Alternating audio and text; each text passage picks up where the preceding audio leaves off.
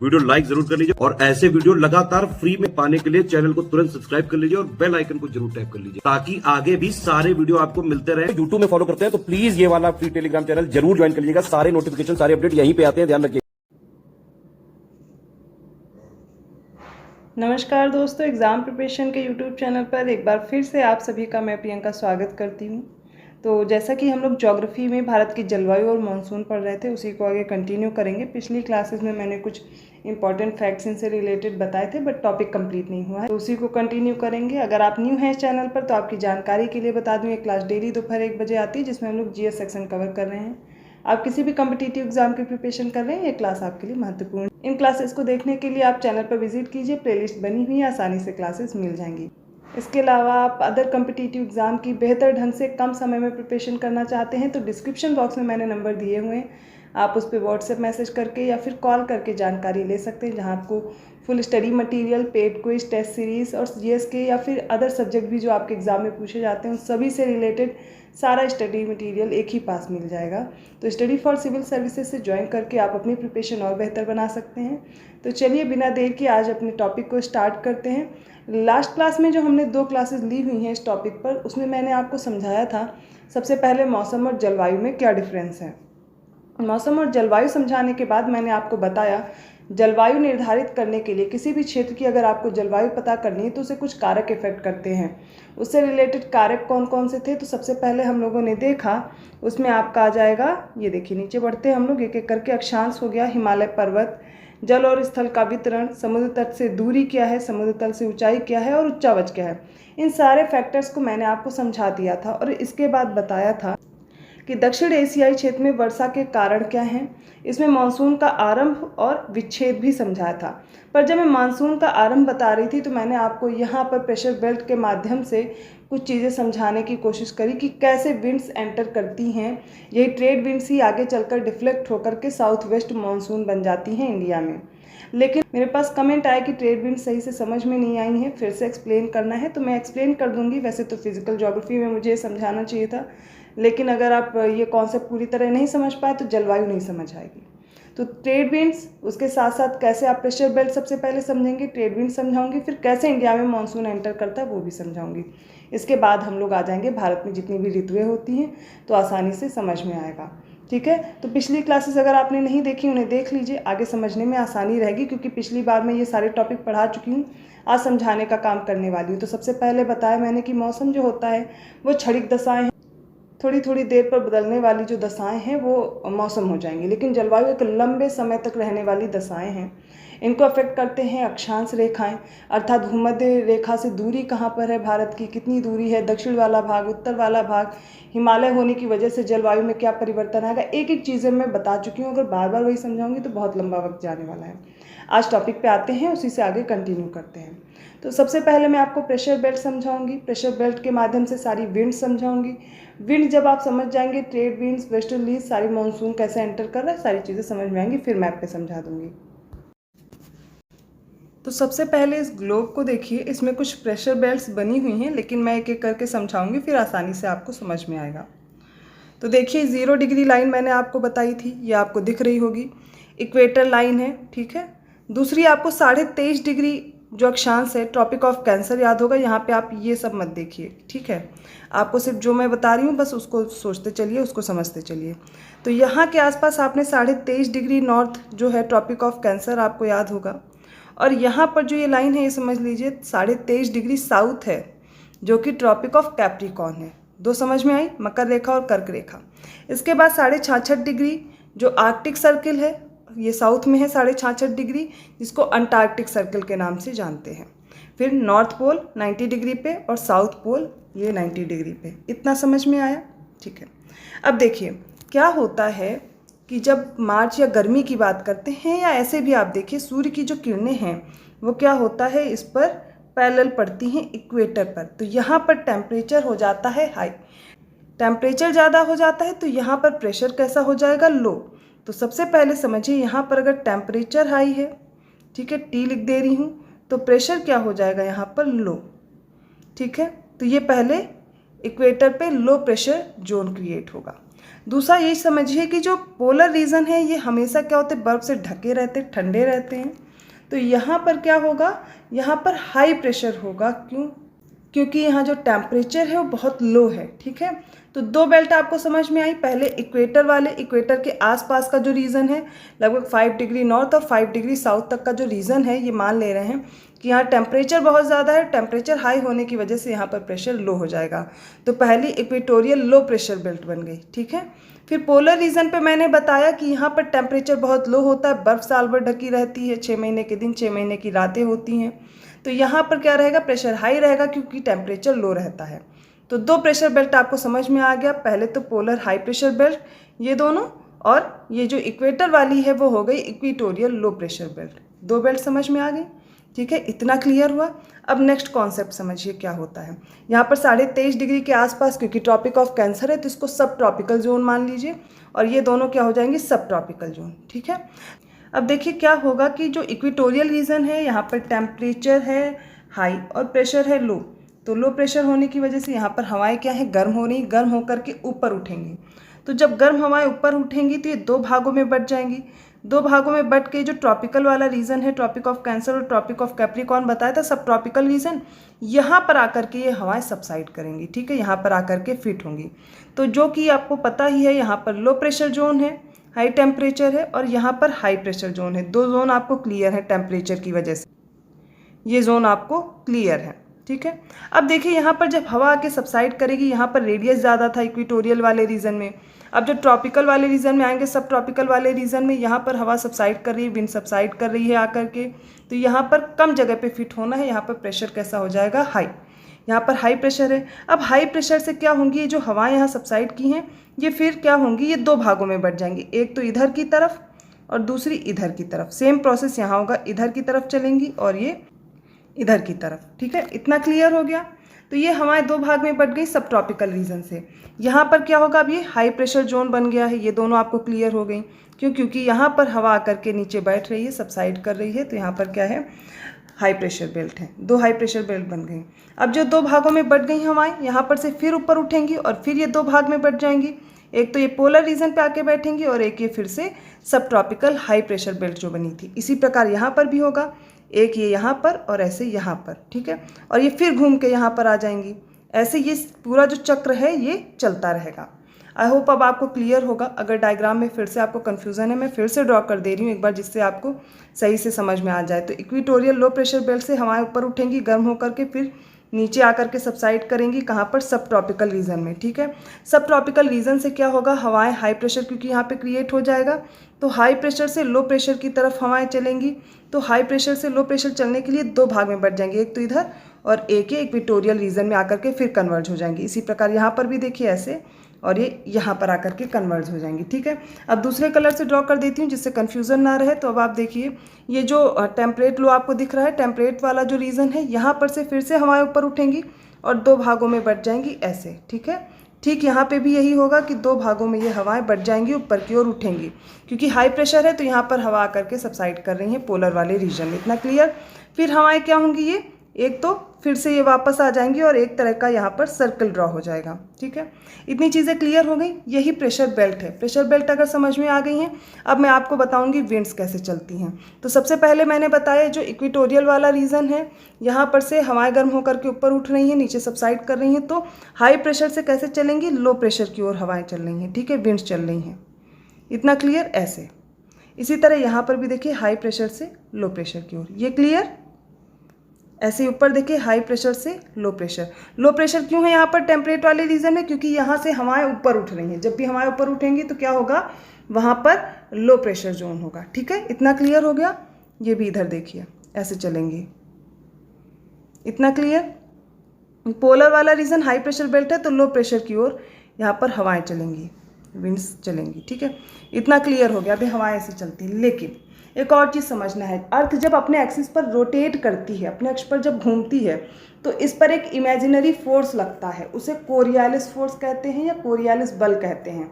ठीक है, ये क्या करता है, जो हवाओं की दिशा है इनको डिफ्लेक्ट कर देता है।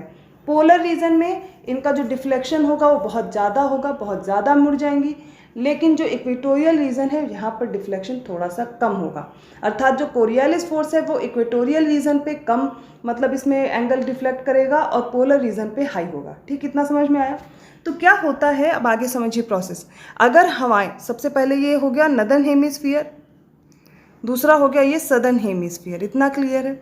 तो नदर्न हेमिस्फीयर में जो विंड्स हैं वो अपने से राइट डिफ्लेक्ट होंगी, अपने से दाएं मुड़ जाएंगी। मान लीजिए ये डायरेक्शन है तो अपने से दाएं इधर की ओर मुड़ जाएंगी। अगर दिशा इनकी नीचे की तरफ है तो अपने से दाएं किधर मुड़ेंगी, इस तरफ मुड़ जाएंगी। दोनों चीज़ क्लियर। अगर यही चीज़ अगर हम सदर्न हेमिस्फीयर में या साउथ हेमिस्फीयर अगर आप देखेंगे, यहाँ पर क्या होगा, अपने से लेफ्ट डिफ्लेक्ट होंगी, लेफ्ट अपने से बाएं मुड़ेंगी। अगर दिशा ये है तो इनकी दिशा कैसी हो जाएगी, अपने से लेफ्ट ये। ठीक है, अगर डायरेक्शन ये है तो इनका लेफ्ट क्या हो जाएगा, ये। इतना क्लियर है। तो अब इनको डिफ्लेक्ट कर दिया जाए। अभी तक मैंने सिर्फ ये बताया था किधर से किधर की तरफ विंड चल रही हैं, लेकिन अब हम इनकी डायरेक्शन में चेंज करने वाले हैं। कैसे, मान लीजिए ये है सदर्न हेमिस्फीयर, ठीक है। अब इसके नीचे वाला रीजन क्या है, सदर्न हेमिस्फीयर। अब डायरेक्शन कैसे हो जाएगी, अपने से लेफ्ट डिफ्लेक्ट होंगी, अपने से सब लेफ्ट हो जाएंगी। तो ऐसे ये विंड्स चल रही हैं, ठीक है, ये हो गया। अब अगर नदर्न हेमिस्फीयर में बात करें तो अपने से राइट डिफ्लेक्ट होंगी, तो ये हो गया इनका राइट, तो इस दिशा में चलेंगी और आकर के कहाँ पे कन्वर्ज होंगी, वो इक्वेटोरियल रीजन में। इसी को ITCZ बोलते हैं, जहाँ पर इंटरट्रॉपिकल कन्वर्जेंस जोन बनता है गर्मियों के समय पर, और ये ऊपर नीचे शिफ्ट होता रहता है। ठीक है, वो क्यों शिफ्ट होता है वो भी समझें। सारी की डायरेक्शन आप बना लीजिए, जैसे कि तो ये अपने से राइट डिफ्लेक्ट हो रही हैं, तो राइट डिफ्लेक्शन अर्थात इधर की तरफ। ठीक, ये क्लियर हो गया। अब समझिए अगली ये जो विंड्स हैं ये अपने से क्या होंगी, लेफ्ट डिफ्लेक्ट होंगी, तो इनका डायरेक्शन किधर हो जाएगा, इधर की तरफ।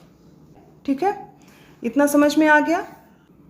इसके बाद आप पोलर रीजन में देखेंगे, पोलर रीजन में कैसे डिफ्लेक्शन होगा, अपने से लेफ्ट, तो ये रहा लेफ्ट।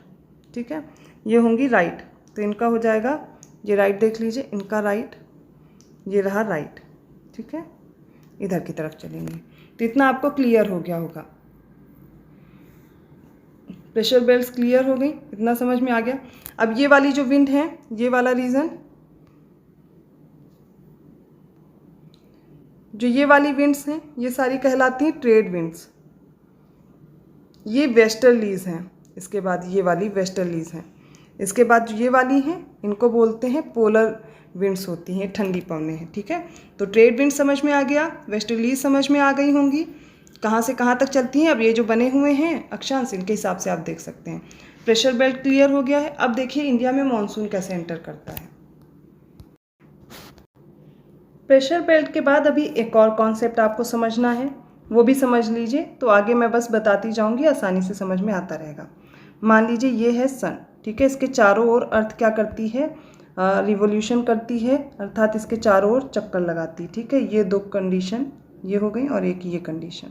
अर्थ आपको पता है अपने अक्ष पर 23.5 डिग्री झुकी हुई है, इतना पता है सबको। ठीक है, ये कुछ कंडीशंस हैं, मैं ड्रॉ कर रही हूँ। अब इसमें देखिए जब ये इस तरीके से अपना चक्कर लगा रही होती पृथ्वी सूर्य के चारों तरफ, तो कुछ कंडीशंस आती हैं। कैसी, सबसे पहले मैं 21 मार्च की बात कर रही हूँ, फिर बात करूँगी मतलब मार्च, जून, दिसंबर और ऐसे ही सितंबर वाली दशाओं की मैं बात करूँगी। तो सबसे पहले हम बात करते हैं मार्च की। ये मान लीजिए मार्च है, ठीक है, 21 मार्च है। यहाँ पर सूर्य की किरणें क्या होता है, इक्वेटर पर सीधी पड़ती हैं। ठीक है, ये वाला रीज़न है, ऐसे आप ड्रॉ कर लेंगे तो ये इनकी किरणें इक्वेटर पर पड़ रही हैं। फिर मार्च के बाद आप देखेंगे 21 जून वाली दशा। 21 जून में आप ऐसे देखिए 3 लाइन ड्रॉ कर रही हो। कौन सी 3 लाइन है आपको याद होनी चाहिए, 23.5 डिग्री जो ट्रॉपिक ऑफ कैंसर है, फिर इक्वेटर लाइन है, और जो तीसरी लाइन है वो है ट्रॉपिक ऑफ कैप्रिकॉर्न। इतना समझ में आना चाहिए। तो ये 21 मार्च वाली कंडीशन है। फिर मैं बात कर रही हूँ 21 जून वाली कंडीशन। यहाँ पर सूर्य की किरणें किस पर पड़ रही हैं, कर्क रेखा पर सीधी पड़ रही हैं। ठीक है, इसके बाद अगली कंडीशन आती है 22 सितंबर की। ठीक है, यहाँ पर फिर से इक्वेटोरियल लाइन पे क्या होंगी, सूर्य की किरणें सीधी पड़ेंगी। ठीक है, इसके बाद अब ठंडी वाली कंडीशन पे आते हैं, ठंडियों में अर्थात दिसंबर वाली कंडीशन में यहाँ पर क्या होगा, ये जो ट्रॉपिक ऑफ कैप्रिकॉर्न है इस पर सूर्य की किरणें सीधी पड़ती हैं। ये वाला जो कॉन्सेप्ट है ये फिजिकल ज्योग्राफी में और अच्छे से मैं डिटेल में समझाऊंगी, पर यहाँ पर आप इतना समझ लीजिए कि मैंने 4 कंडीशन आपको बताई हैं, मार्च, जून, फिर सितंबर और दिसंबर की। तो मार्च और उसके बाद जो ये है सितंबर वाली, ये दो कंडीशन है जो इनमें क्या है, इक्वेटर लाइन पे अर्थात भूमध्य रेखा पर सूर्य की किरणें सीधी पड़ती हैं। फिर मैं बात कर रही हूँ गर्मियों में, कैसे याद करेंगे, अपने यहाँ जब गर्मी होती है, ठीक है, आप नदर्न हेमिस्फीयर में रहते हो ना, तो यहाँ पर याद कर लीजिए क्या होता है। 21 मार्च की बात करते हैं, सबसे पहले ये हो गया, फिर 21 जून की मैंने बात की, ये हो गया। तो 21 जून को क्या होता है, कर्क रेखा पर किरणें सूर्य की सीधी पड़ती, इसीलिए अपने यहाँ गर्मी फील होती है ना जून में। इसके बाद क्या होता है, सितंबर में इक्वेटर पर फिर से जो ये सूर्य की किरणें सीधी पड़ने लगती हैं। फिर क्या होगा, दिसंबर जब ठंडी होती है, तो अपने यहाँ तो ठंडी होती है ना, तो आप ऐसे याद कर लीजिए, अपने यहाँ ठंडी मतलब सूर्य की किरणें ट्रॉपिक ऑफ कैप्रिकॉर्न पे सीधी पड़ती हैं। इतनी क्लियर हो गई चीज़ें। अब आगे समझेंगे मॉनसून कैसे एंटर कर रहा है। मैं कुछ चीज़ें आपको समझा रही हूँ थोड़ा थोड़ा करके, तो आसानी से आपको ये टॉपिक समझ में आने लगे। सबसे पहले मैं गर्मी वाले टाइम की बात करूँगी, जब अपने यहाँ गर्मी होती है तो उस वक्त क्या होता है, स्थल जो होते हैं, लैंड जो होता है वो जल्दी गर्म हो जाता है। यहाँ पर टेम्परेचर कैसा रहेगा, हाई रहेगा। अगर ये नॉर्थ वाले रीजन में आप देखेंगे टेम्परेचर हाई हो जाएगा गर्मी में, क्यों, क्योंकि ट्रॉपिक ऑफ कैंसर पे आप देखेंगे जो सूर्य की किरणें सीधी पड़ रही हैं, मतलब इस वाले क्षेत्र में टेम्परेचर ज़्यादा है। अब 0 डिग्री से अर्थात साउथ में आएंगे तो यहाँ पर कैसा होगा, हाई प्रेशर जोन होगा, जो कि ओशन वाला रीजन है, इंडियन ओशन याद है ना। यहाँ पर कैसा बनेगा, 0 डिग्री के नीचे आप देखोगे हाई प्रेशर जोन बनेगा। क्यों, क्योंकि यहाँ पर टेम्परेचर लो है। तो स्थल वाली जगह पर जो लैंड मास है, यहाँ पर टेम्परेचर हाई, तो लो प्रेशर क्रिएट हो गया एक, यहाँ पर लो प्रेशर, और नीचे क्या बना हुआ है, हाई प्रेशर। और मैंने आपको बताया हाई प्रेशर से लो प्रेशर की तरफ विंड चलती हैं। लेकिन ट्रेड विंड मैंने अभी आपको बताया, तो ट्रेड विंड की डायरेक्शन क्या थी, ये मान लीजिए 0 डिग्री है, ठीक है। इस 0 डिग्री से ट्रेड विंड कैसे आ रही थी, ऐसे एंटर कर रही थी। जैसे ही एंटर करेंगी आगे तो कोरियालिस फोर्स लगेगा और इनको डिफ्लेक्ट कर देगा किस डायरेक्शन में, राइट डायरेक्शन में। इसी वजह से जो ट्रेड विंड्स आती हैं यही अपने यहाँ साउथ वेस्ट मानसून है ना। तो यही मैं आपको समझाने की अब तक कोशिश कर रही थी। आई होप अब आपको समझ में आ गया होगा। तो ये जो साउथ वेस्ट मानसून ऐसे फिर एंटर करता है और जहाँ जहाँ टकराता है बारिश करता है। अब ऋतुएं देख ली जाए, कल मैंने जो कॉन्सेप्ट बताया था वो सब आज मैंने फिर से समझा दिया है। अब ऋतुओं पे बढ़ेंगे जो आज हम लोगों को आगे पढ़ना था। तो आपको पता होगा अपने यहाँ 4 ऋतुएं हैं, 4 ऋतुएं हैं, एक एक करके सारी ऋतुओं को देखेंगे, ठीक है। तो पहली जो ऋतु पढ़नी है, पहला जो सीजन पढ़ना है आपको वो है शीत ऋतु। शीत ऋतु अर्थात ठंडी का मौसम है। तो यहाँ पर हम किस तरीके से बात करेंगे, इन ऋतुओं को कैसे समझेंगे। पहले तो उनका तापमान समझेंगे क्या रहता है, तापमान के बाद आपको वायु दाब समझना है अर्थात प्रेशर ग्रेडियंट समझना है, प्रेशर बेल्ट समझनी है और उनसे कैसे पवनें चलेंगी ये समझना है। और फिर अगला हम लोग कहाँ कहाँ पर वर्षा होती है या नहीं होती है। वैसे मैंने आपको मैप पर ये समझा दिया गर्मी के समय पर कैसे विंड चलती हैं, लेकिन मैंने आपको ये नहीं समझाया अभी कि ठंडी में कैसे फिर विंड चलती है, वो भी समझ लीजिए। अब देखिए शीत ऋतु में क्या होता है, ठंडी के टाइम पे अब जो ये लैंड मास है यहाँ पर टेम्परेचर कैसा हो जाएगा, लो हो जाएगा। क्यों, क्योंकि मैंने आपको बताया ठंडी के टाइम पे दिसंबर वाली कंडीशन में 22 दिसंबर को क्या बताया था, सूर्य की किरणें ट्रॉपिक ऑफ कैप्रिकॉर्न पर सीधी पड़ती हैं, अर्थात जो मकर रेखा है वहाँ पर टेम्परेचर हाई होगा। तो नीचे वाले रीजन में कैसा बन रहा है जोन, टेम्परेचर हाई, तो लो प्रेशर जोन है। यहाँ पर क्या होगा, temperature in compare to southern region, जो ये नॉर्थ वाला रीजन है, ये लैंड मास है, यहाँ पर कैसा हो जाएगा, टेम्परेचर लो हो जाएगा। तो प्रेशर कैसा हो जाएगा, यहाँ पर हाई प्रेशर क्रिएट हो जाएगा। तो अब क्या होगा, हाई प्रेशर से लो प्रेशर की ओर विंड चलना शुरू हो जाएंगी और इसी को बोलते हैं रिट्रीटिंग ऑफ मानसून। मानसून जब वापस लौटता है। अब देखिए ये जो ठंडी हवाएं आती हैं तो क्योंकि लैंड वाले एरिया से आ रही तो अपने साथ नमी नहीं लाती हैं, लेकिन थोड़ी बहुत नमी इनसे आ जाती है। इनमें जो आती भूमध्य सागर से आने वाली जो हवाएं हैं थोड़ी बहुत नमी लेकर के आती, जिनकी वजह से बारिश होती है।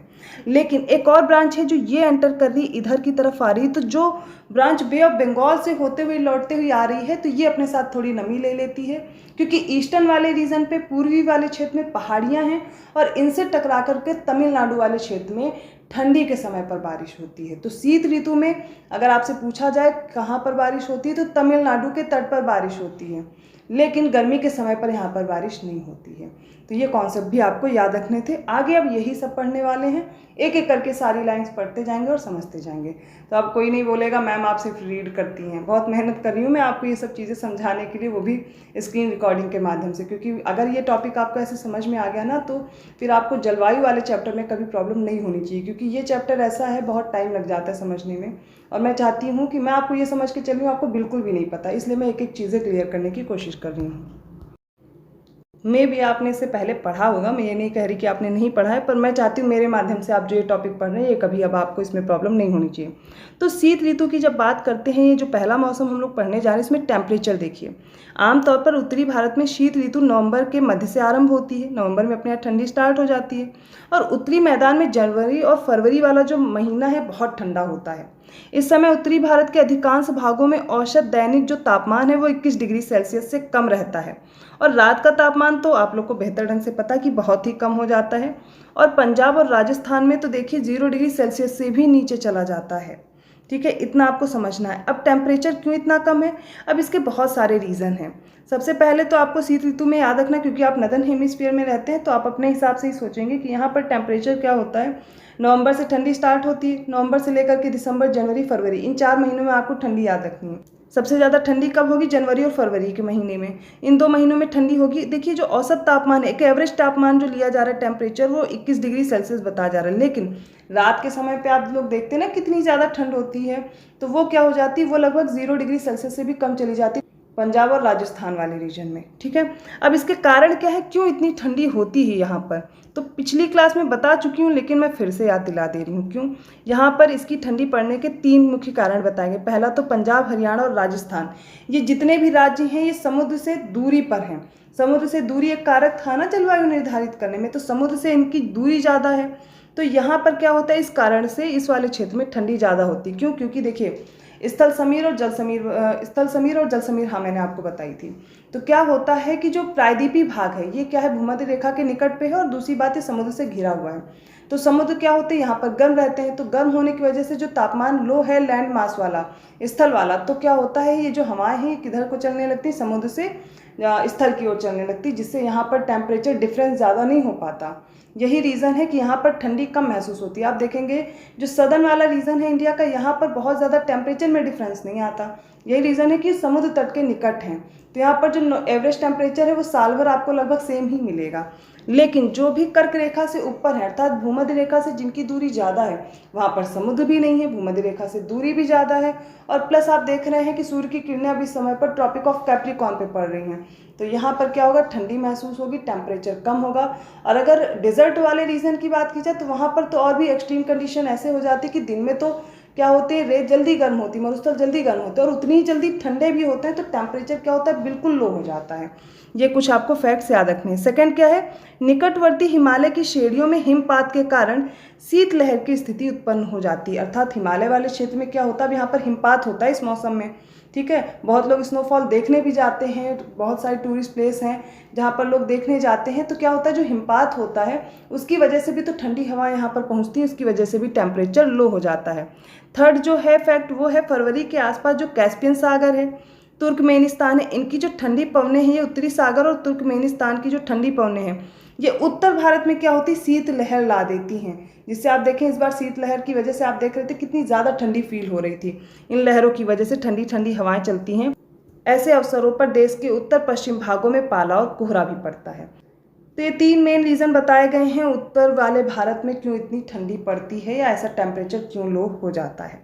प्रायद्वीपीय भारत में कोई निश्चित शीत ऋतु नहीं होती। क्यों नहीं होती, क्योंकि तटीय भागों में भी समुद्र के समकारी प्रभाव तथा भूमध्य रेखा की निकटता के कारण ऋतु के अनुसार तापमान के वितरण प्रतिरूप में शायद ही कोई बदलाव आता है। उदाहरण देखिए क्या है, जैसे कि तिरुवनंतपुरम में जनवरी के माध्य अधिकतम तापमान कितना है, 31 डिग्री सेल्सियस है, और जून में भी कितना है, 29.5 डिग्री सेल्सियस है। अब इसका रीज़न मैं बार बार ये कॉन्सेप्ट आपको क्लियर कर चुकी हूँ, क्योंकि समुद्र के पास में स्थित है और भूमध्य रेखा के पास में। पश्चिम घाट में पहाड़ियों पर तापमान अपेक्षाकृत कम हो जाता है। पहाड़ियों पे तापमान क्यों कम है, मैंने बताया था जैसे ही समुद्र तल से ऊंचाई बढ़ती जाती है तो क्या होता है, टेम्परेचर लो होता जाता है, जो हवाएं हैं वो विरल होती जाती हैं। 1 किलोमीटर की दूरी पर अगर आप पहुंचते हैं ऊंचाई पर 1000 मीटर पर, तो 6.5 डिग्री सेल्सियस का तापमान नीचे गिर जाता है। तो ऊंचाई पे बढ़ने से क्या होगा, वहाँ पर तो ठंडी होगी। तो पश्चिमी घाट की जो पहाड़ियाँ उन पर तापमान अपेक्षाकृत कम देखने को मिलेगा। टेम्परेचर आपको समझ में आ गया शीत ऋतु में कैसा रहता है। अब वायुदाब समझिए। अभी मैंने आपको बताया था दिसंबर वाला कॉन्सेप्ट, वो यहाँ पे लिखा हुआ, अब मुझे बार बार समझाना नहीं पड़ेगा। वायुदाब तथा पवनें दिसंबर के अंत अर्थात 22 दिसंबर की डेट मैंने बताई, ये रट लीजिए। सूर्य दक्षिणी गोलार्ध में मकर रेखा पर सीधा चमकता है। इस ऋतु में मौसम की विशेषता यह है कि उत्तरी मैदान में एक क्षीण उच्च वायुदाब का विकसित होना है और दक्षिणी भारत में वायुदाब उतना अधिक नहीं होता। 1019 मिलीबार तथा 1013 मिलीबार की जो समभार रेखाएं हैं वो उत्तर पश्चिम भारत तथा सुदूर दक्षिण से होकर के गुजरती हैं। वही वाला कॉन्सेप्ट है, मैंने आपको क्या बताया, 22 दिसंबर वाली दशा में आप समझिए। नीचे वाला मान लीजिए 0 डिग्री है, तो यहाँ पर क्या होगा, जो ट्रॉपिक ऑफ कैप्रिकॉर्न है, यहाँ पर सूर्य की किरणें सीधी पड़ेंगी, तो यहाँ पर टेम्परेचर हाई अर्थात यहाँ पर क्या होगा, लो प्रेशर जोन क्रिएट होगा और यहाँ वाले क्षेत्र पर हाई प्रेशर जोन क्रिएट होगा। तो हाई प्रेशर से लो प्रेशर की ओर क्या होंगी, ये हवाएं बहने लगेंगी। बस इतना समझाया गया है, ठीक है, इतना समझ में आ गया। अगला देखिए अब यहाँ पर वर्षा।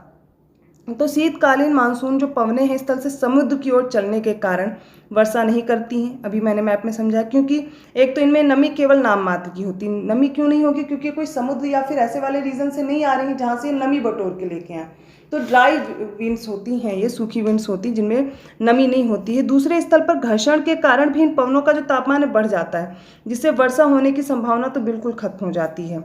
अतः शीत ऋतु में अधिकांश भारत में वर्षा नहीं होती। लेकिन अब आप कहेंगे कि मैम ठंडी में होती तो है अपने यहाँ बारिश, लेकिन उसका एक्सेप्शन है, और वो किस वजह से होती है यहाँ पर बारिश, वो आगे दिया गया है, वो आप समझिए क्यों होती है। तो अपवाद स्वरूप कुछ क्षेत्रों में शीत ऋतु में भी वर्षा होती है। पहला रीजन समझिए, उत्तर पश्चिमी भारत में जो भूमध्य सागर से आने वाली कुछ क्षीण शीतोष्ण कटिबंधीय चक्रवात हैं, ये पंजाब, हरियाणा, दिल्ली, पश्चिमी उत्तर प्रदेश, यहाँ पर कुछ क्षेत्रों में आप देखते हैं ठंडी में भी बारिश होती है। इसका रीज़न यही है कि भूमध्य सागर से जो आने वाली ये शीतोष्ण कटिबंधीय चक्रवात हैं, ठीक है, कम मात्रा में होते हुए भी यह शीतकालीन वर्षा भारत में जो रबी की फसल है इसके लिए उपयोगी है। और रबी की फसल मैंने आपको बताई थी कि इसमें गेहूं बोया जाता है, तो गेहूं के लिए फ़ायदेमंद है। रबी की और कौन कौन सी फसलें हैं आप लोग कमेंट करके बताएंगे, इनका समय बताएंगे, कब ये बोई जाती है, कब काटी जाती है। बहुत बार शॉर्ट्स में और बहुत बार मैं क्लास में कवर करा चुकी हूँ, अगर आपको नहीं पता है तो आगे भी पढ़ाऊंगी। फिर देखिए, लघु हिमालय में वर्षा हिमपात के रूप में होती है।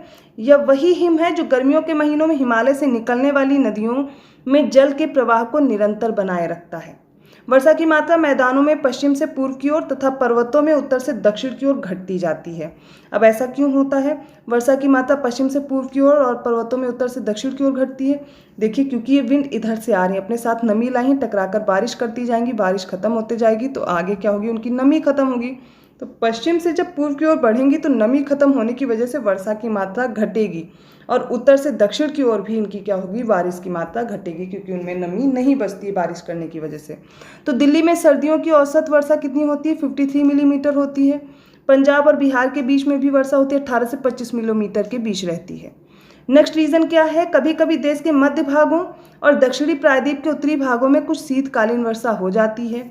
इसके अलावा जाड़े के महीनों में भारत के उत्तर पूर्वी भाग में स्थित जो अरुणाचल प्रदेश है, असम है, यहाँ पर भी आप देखेंगे 25 से 50 मिलीमीटर तक की बारिश होती है। और उत्तर पूर्वी मानसून पवनें अक्टूबर से नवंबर के बीच जो कि बंगाल की खाड़ी पार करते हुए आगे बढ़ती हैं। ये मोस्ट इंपॉर्टेंट पॉइंट है, याद रखिएगा। ये क्या करती हैं, नमी ग्रहण कर लेती हैं बे ऑफ बंगाल से, ठीक है। यहाँ पर तमिलनाडु, दक्षिणांध्र प्रदेश, दक्षिण पूर्वी कर्नाटक और दक्षिण पूर्वी केरल, यहाँ पर झंझावाती वर्षा करती हैं, अर्थात तमिलनाडु वाले रीजन में खासकर बहुत ज़्यादा बारिश होती है, और ये इस मौसम में होना यहाँ पर लाभकारी है। तो ये चीज़ें हो गई शीत ऋतु के बारे में। अभी भी जलवायु में बाकी चीज़ें पढ़नी है, लेकिन जो कॉन्सेप्ट क्लियर करने थे वो मैंने आज बहुत अच्छे ढंग से आपको समझाने की कोशिश की है। अभी भी कोई डाउट रह जाएगा आप कमेंट करके बताइएगा, मैं फिर से एक्सप्लेन कर दूंगी। बस ये है कि आपको समझना है अच्छे से, कहीं भी डाउट रहेगा आप कमेंट कर देंगे, मैं एक्सप्लेन कर दूंगी, क्योंकि आपने जो जो भी बताया है कि मैम ये नहीं समझ में आया तो मैंने रिपीट करके समझाया है। तो कोशिश कीजिए तीनों क्लास को बार बार देखिए। अगर आप आज वाली क्लास देख रहे हैं तो पहले 2 क्लासेस देख लीजिए, फिर आज वाली देखिए, फिर जब कल की क्लास आएगी तो पिछली क्लासेस देखते रहिए, तो आप रिलेट कर पाएंगे एक साथ। वरना क्लासेस बहुत लंबी हो जाती हैं और फिर एक टाइम में इतना ज़्यादा समझाना पॉसिबल नहीं होता कि आपका कॉन्सेप्ट क्लियर होता रहे। तो शीत ऋतु हो गई, आगे की 3 ऋतुएं बची हुई हैं, और इसके बाद मानसून को ढंग से पढ़ के हम लोग कंप्लीट करेंगे। इंडियन ज्योग्राफी में अब ज़्यादा टॉपिक नहीं बचे हुए हैं, 2 ही 3 टॉपिक हैं, वो अच्छे से मैं करवा दूंगी। इंडियन ज्योग्राफी के बाद आगे हम लोग अदर सब्जेक्ट्स पे बढ़ेंगे। तो अगर आपको वीडियो अच्छा लगा प्लीज़ लाइक कीजिए, चैनल सब्सक्राइब कीजिए और लोगों को शेयर भी करते रहिए। और आप देख रहे हैं मैं आपके लिए काफ़ी एफर्ट करने की कोशिश कर रही हूँ कि एक एक टॉपिक आपको क्लियर होता रहे। तो अपना सपोर्ट ऐसे ही बनाए रखिए और अदर वीडियोस के नोटिफिकेशन के लिए आपको बेल आइकन प्रेस करना पड़ेगा। अगर आप न्यू हैं तो आपकी जानकारी के लिए बता दूं कि ये क्लास आपको प्लेलिस्ट सर्च करेंगे आर री एग्ज़ाम और यूपी पीसीएस के एग्ज़ाम को लेकर के तो आपको मिल जाएगी। नहीं मिले आप कमेंट कीजिएगा, मैं आपको लिंक प्रोवाइड कर दूँगी। तो मिलती हूँ अगली क्लास में इसी टॉपिक के साथ, तब तक के लिए धन्यवाद।